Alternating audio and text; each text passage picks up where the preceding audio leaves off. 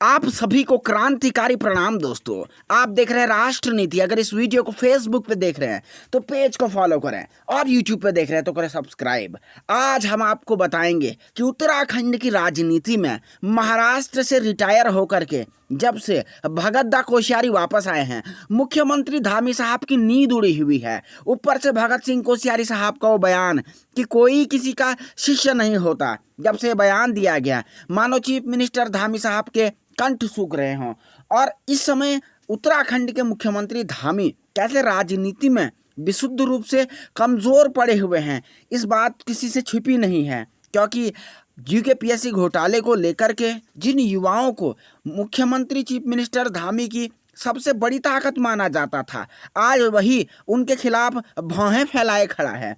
और ऐसे में लगातार उत्तराखंड के पूर्व मुख्यमंत्री भगत सिंह कोश्यारी साहब गांव गांव, गली गली, मोहल्ले मोहल्ले और खोपचों तक की जो यात्राएं कर रहे हैं, इसने कहीं ना कहीं उत्तराखंड की राजनीति में हलचल मचा दी है।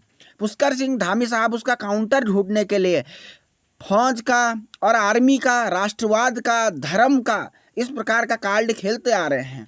कभी वो जनरल बिपिन स्वर्गीय जो कि हमारे सीडीएस रह चुके थे, उनकी पुण्य स्थली पे पहुंच जाते हैं। कभी वो मज़ार का मुद्दा उठाते हैं और कभी मंदिर मंदिर घूम के हिंदुत्व दर्शाने की कोशिश करते हैं। लेकिन धामी साहब इस बात से अनजान और इस बात से बेहद अनभिज्ञ नजर आते हैं कि युवाओं की नाराजगी, भले ही वो राष्ट्रवाद का कार्ड खेल लें, भले ही वो हिंदुत्व का कार्ड खेल लें, उन पर भारी पड़ने वाली सुनिश्चित है। क्योंकि अगर लोकसभा की 5 सीटें हार गई तो धामी साहब का बोरिया बिस्तरा इस प्रकार से पैक होगा कि आप बता नहीं सकते। और दूसरी सबसे बड़ी बात जो देखने लायक होगी कि धामी साहब का करियर अभी नया है, और अगर धामी साहब चीफ मिनिस्टर के पद पे टिक गए तो ये संभव है कि अगले 15, 20, 25, 30 साल तक वो सीएम की रेस में लगातार बने रहेंगे। लेकिन अगर यहाँ पर उनका राजनीति का करियर स्टेप डाउन हो गया तो ऐसे में उनकी स्थिति बेहद ही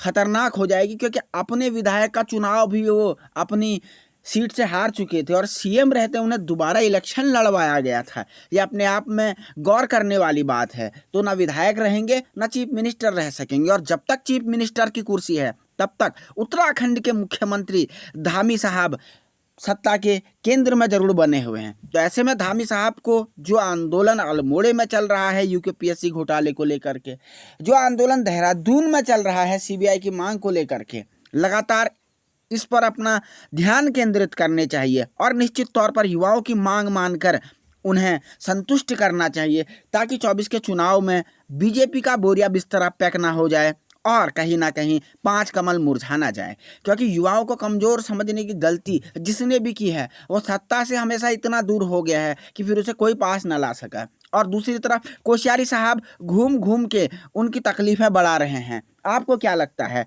क्या धामी साहब का वक्त अब मुख्यमंत्री पद पर समाप्त हो गया? अपनी राय दें, वीडियो शेयर करें, देखते रहें राष्ट्रनीति।